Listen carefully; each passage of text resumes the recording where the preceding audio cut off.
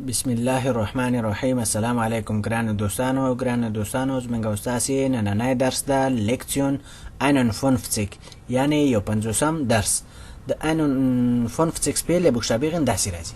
ښه ګران دوستانو شروع کوو د درس. دلته وایي چې هوغن لیزن شرایبن.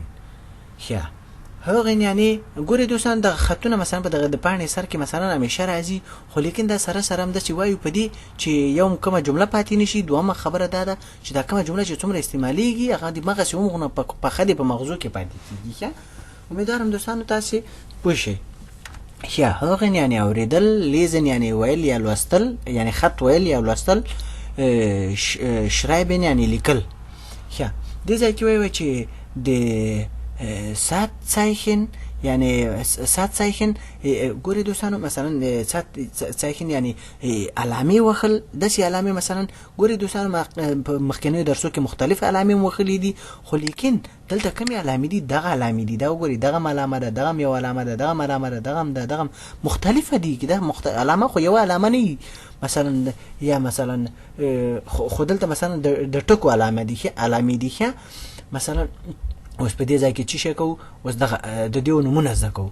دلته وایو چې داس کوما یعنی دغه یوه کوما ده. کوما دغه سي راځي. ښه ګوري دوستان دغه دې ته وایي کوما، او کوما دلته دغه شي ته وایي کوما. ښه امیدوارم دوستانو تاسو پوه شئ. دا دواړه کوماګانې سره مثلا د دې خلکو خبره ګلایخ دي، یعنی مثلا هغه نشته پکې، خو لیکن یو پکې په مختلفو ځایو کې راځي کنه چې کوم ځای کې کوم استعمالي هغه راځي. ښه امیدوارم پوه شئ دوستانو. دلته مثلا راځي وای چې در پونکت یعنی ټکی. دا وګورئ دوستان دغه ټکی ته پونکت وای، یعنی دغه سي ټکی ته پونکت وای ټکی. ښه او مثلا په دې ځای کې وای چې هغه ده das Fragezeichen یعنی څه das Fragezeichen یعنی دا سوال معلومي کنه. سوال معلومولو والا ګوري دوستان په لاسي قلم باندې چې لیکي د خلک داسې لیکي، لیکن په کتابي یا په کمپیوټر کې دغه سې لیکل کیږي. صحیح ده کنه؟ نو امیدوارم دوستان تاسو په دې باندې پوه شئ. ښه دلته مثلا دلته وایي چې der Bende Strich یعنی څه در بند شتریخ. ګورې دوستان موږ تاسو په مخکینی درسو کې لیدو چې فبندن کنه، او ګور دغه ځای کې مشته په دې درس کې مشته فبندن زی، خو دې ته بیا لاندې ورکوځو بیا هغه باندې پیګو، خو دې ځای کې وای دغه فای تلری که دغه درې حروفه دغه بندن د اخره کې نون لري که بند ده د بند شو ځکه دې ځای کې نون نشته، ځکه چې دلته دا نور ختم ورسره ویل کیږي. بند شتریخن یعنی د جنگول مثلا یو د بند یعنی د وصل کولو، شتریخن یعنی خط یعنی د خط وصل کولو علامه. ګوري لکه مثلا څنګه هغه ګوري داسې ګوري مثلا زه به تاسو ته ولیکم، دلته یو مثال به درته ولیکم. ښه پوه شئ. افغانستان مثلا ګوري دوستان تاسو په کتابچه کې خط لیکي، تاسو سره په کتابچه کې دغه نه کم ځای ده. ښه دغه سي کم ځای ده تاسو سره. ښه نو تاسو د افغاني ولیکه او کینم لیکي، نو خو بیا خو مثلا یعنی خلاصې داسې وګڼئ لکه بل چاره نه لري، تاسو دلته لیکي کنه. اوس څنګه چل شو؟ اوس دا خو مثلا یو سړی ته د خط لاړ شي وایي کنه دا وایي افغاني، خو زه مثلا یا مثلا یو افغاني یا افغانیان، خو مثلا خلاصه داستان چې ششستان یعنی یو ملک، خو بس خو داسې نه پیږي چې ولا دا دواړه سره ګډ دي که یو شی دي. اسمنګ استاد پښتو خط چې ده کنه ګوري دوستانو د هغو د مثلا حروفونه سره جنگيږي او د دیو د ټکی سره جنگيږي نه، خو لیکن جملې سره نږدې چې کله د ا بي سي الفابet مثلا سره نږدې لیکل شوی، بیا کله چې بیا بل جمله شروع کیږي بیا لږ خط مسافه غونډي ور سره لري کنه. نو په دغه وخت کې بیا چې تا مثلا کومه جمله دغه سره نه ختی دي، دغه افغاني دغه یو جمله ویل کیږي، دغه د تبیل کړه بل جمله ویل کیږي. اوس د دې خط معنا دغه ده چې کله مثلا دغه کې بیا مثلا په اخره کې دغه ورکې تور کې دوستانو چې مثلا هغه خو لاندې راشي که پاس راشي دغه سي، نو سړی پیږي چې دغه خط د دې سره ده. افغانستان یعنی افغانستان ملک ده کنه، افغانستان. نو امیدوارم دوستان تاسو په دې باندې پوه شئ.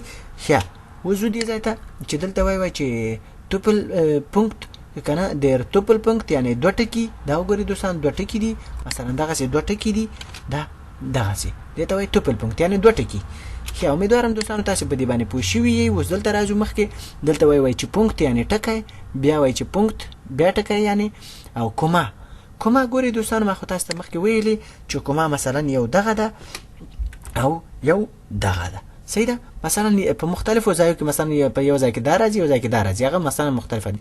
دا ګوري دوستانو دلته هم دوه دانې مثلا د دې لپاره ما تاسو لپاره عکس لګولای چې تاسو پوه شئ. دا ګوري دا یو عکس ده، مثلا دغه د کوما عکس ده، دا یو عکس ده، دا بل عکس ده، دواړه پکې شته دي چې پوه شئ چې یعنی دا دواړه کومه دي. ښه شتریخ، شتریخ یعنی دوستانو مثلا دغه یو خط کشول ګوري مثلا مثلا دغه ځکه دوستانو تاسو دغه کومان خط نه لیکي، دا مثلا تاسو یو بل خط وګڼئ ښه، او مثلا د دې په ځای تاسو چې کوی دلته یو خط کشوي چې یعنی دې ځکه یو نوم شته، یا تاسو څنګه چل کوی مثلا د ختم لیکل، مثلا دغه ځکه یو خط کشوي چې مثلا دا خط پاتې ده، مثلا دام ډکول غوړي، مثلا یو مثال مثلا چې تاسو په هر ډول باندې نظری ښه. په دې ځکه وایي چې fertig ist das یعنی خلاص شو ده، خلاص شو ده یعنی دا کار خلاص شو. او مثلا یا داسې مثلا یو شی د چاته حواله کړی هغه پکې کار کوي او بیا څه وایي دا خلاص شو، اوس یعنی اوس د استفاده کولو یعنی استفاده کولو ته آماده ده کنه، یعنی کولای شي چې کار دی واخلي استفاده کوي. نو مثلا دغه سي fertig ist das یعنی دا آماده ده. خیا دلته وایي mund gesicht یعنی mund خو یعنی خله، گسیخت یعنی مخ، یعنی مخ او خله غونډ یعنی مخ، خو مونږ گسیخت یعنی مثلا دا غونډه یو جمله ده یعنی مخ، صحیح ده. امیدوارم دوستانو تاسو پوه شئ. اوس لاندې راکوزیږو. په دې ځای کې لاندې څه وایي ښه، دې ځای کې وایي چې هغه لکه مخکې چېرته ویلې فبندن زی یعنی وصل کوي دا سره. څنګه وصل کو ګوري دوستانو دغه شیو نمونه زده کړه، اوس یې څنګه کړي دلته دا ټکی مثلا دلته بیل لیکلي او دلته نمونه بیل لیکلي. موږ تاسو ته وایي چې خطونه ورولې یعنی فبندن کوي یعنی وی جنګوي سره. اوس ګور دا موږ تاسو فبندن کوو ښه دغه خط قلم تور ده، صحیح ده. ښه په دې ځای کې خو دغه وګورئ دلته در بند شتریخ یعنی دا خو دې ته ورغلی مثلا دا یعنی دغه یو شی چې د بند شتریخ ده. اوس دلته وایي چې د فراکزایخن یعنی هغه د سوال هغه ته ورولئ چې سوال معلوموي. دا اوس ګورئ دوستانو دا د ته راوستو ښه. او په دې ځای کې وایي چې داس کوما یعنی دا کوما ته بوځئ کنه. کوما خو ما تاسو ویل دوستانو په دوه ډول دي، اوس په دغه ځای کې پاس ځای کې یو ډول ده، د ځای کې بل ډول ده، یعنی چې دواړه استفاده شي، صحیح ده. دې ځای کې راغلی چې دیر پونکت یعنی ټکی دغه ده، مثلا اوس دا بیا یو ټکی ته دغه ټکی ده ښه. په دې ځای کې اوس وایي چې دیر توپل پونکت یعنی دوه ټکی دا زو دغه ځای ده ښه. دوستانو امیدوارم چې پوه شوي یئ. اوس دلته راځو چې شی کوو په دې ځای کې. په دې ځای کې مثلا دې ځای کې مثلا دا وایي چې تاسو اوس د دې ترتیب جوړ کړئ. لکه وګورئ د اولنۍ ډي ته راغلی، دې ته مثلا په دې حساب باندې، او دویمۍ چې شی ده دویمۍ مثلا دغه ده اوس دلته لیکو ښه مو لیکله دغه مثلا. اوس په دې ځای کې درېیمې ته چې شی لیکو ګورو درېیم چې کومې ورته تللی ای مثلا انګلیش کې ای ده، په دې ژبه کې ای ده، دغه د ای لیکو، صحیح ده. او څلورمې چې شی ده دغه څلورم ده دغه د سی مثلا سی ده دا لیکو ښه. اوس پنځمې دلته لیکو چې شی دا وګوره بی. آفرین دا وشو. امیدوارم دوستانو تاسو په دې باندې پوه شوي. اوس څنګه چل کوو، اوس لاندې کوزیږو دوستانو چې لاندې څه وایي ښه. په دې ځای کې وایي چې hören Sie ergänzen Sie die Satzzeichen und A, E, I, O oder U، صحیح ده. یعنی هوغن یعنی واوري زی تاسي ارګنسن یعنی کامله کې یا تکمیله کې یا مثلا ځایونه ډکې زی تاسي د ساتزایخن یعنی مثلا د ټکو دغه ټکی چې درته ما پاسم زده کړه کنه، هغه ټکی چې کوم ځای کې کوم ټکی راځي هغه ډکې. اونت یعنی او ا ای ای او د او مثلا د دغه حروفونو نه چې کوم حروف کې کمی هغه پکې ډکې. ګورې دوستانو مثلا دغه د کوم شیو لاندې چې خط کش شوی ما خو تاسو ته مخکې یلی دي چې زه د ویډیو د غټوالي د لپاره مثلا چې ویډیو مغټ نشي دغه د لپاره زه تاسو ته مخکې نه جوړوم ښه. نو مثلا دا جوړ شو اوس اوس څنګه چل کوو و صرف زه تاسو ته د سی ډي ګرم او بیا به معنا وکړو ځکه چې دوستان وختم په ختمېدو ده ښه غوږ ونیسئ چې زه اوس درته کېدم دا د شین خط معنا خو مې درته وکړه مثلا تاسو یا دا ټکي مثلا پکې کېدی چې کوم ځای کې راځي اوند یعنی او ای او د او مثلا چې دغه حروفونو نه او د مثلا یا او مثلا که دغه شی نه تاسو کمی دا پکې ورکړئ ښه اوس غوږ ونیسئ. Seite 29, Aufgabe 8. Hören Sie. Ergänzen Sie die Satzzeichen und A, E, I, O oder U. Das ist das Familienfoto von Selma Bulut. Punkt.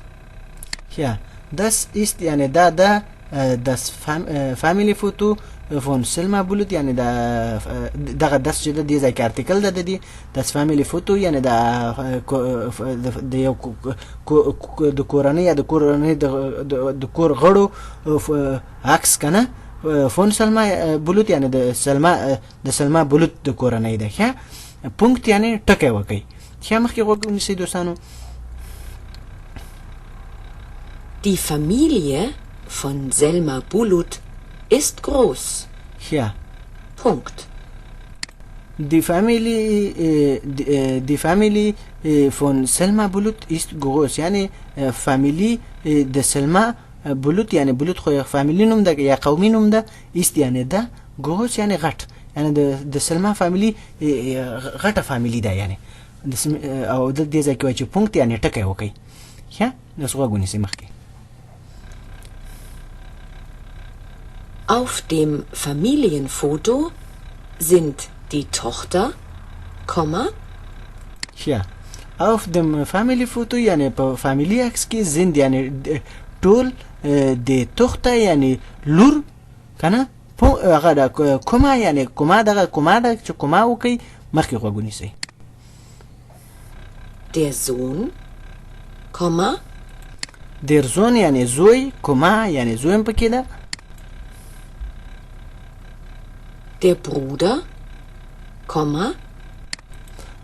der Bruder یعنی ورور کومه یعنی دغه علامه وکي. Die Schwester, die Schwester کومه یعنی خور کومه یعنی کومه علامه ده دغه کومه علامه ده. Die Mutter und der Vater. Punkt. Die Mutter und der Vater یعنی مور او پلار پونکت یعنی ټکی.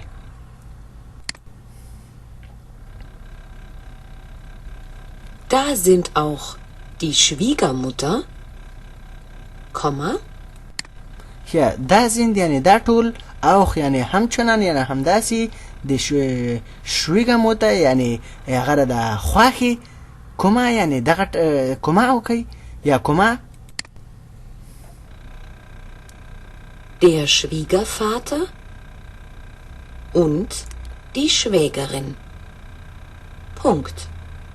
Ja, der Schwiegervater یعنی خسر und die Schwägerin یعنی یور مثلا دوستان ما تاسو مخکې ویلو Schwägerin یعنی د میړه خور چې مخکې درسو کې مې درته ویلي دي پونکت یعنی ټکی. Sie feiern ein Fest. Sie feiern ein Fest یعنی ټول دی په یو میمانۍ کې یا د ډوډۍ په میمانۍ کې یا فایان فیست مثلا یعنی مثلا د چیش پروګرام ده. ښه امیدوارم دوستانو په دې باندې پوه شوي یي. اوس دغه ځای کې وایي چې مرک یعنی مرک سات څان فنک schreibt man یعنی مثلا سړی په اوله کې جمله لیکي څنګه اولنۍ جمله یعنی غټه لیکي. ښه ګران دوستانو ویډیو وخت هم په ختمېدو شو. امیدوارم دوستانو تاسو په دې درس باندې پوه شوي یي. د راتلونکي درس پورې دوستانو په پاک الله باندې سپارم. فی الحال چیس.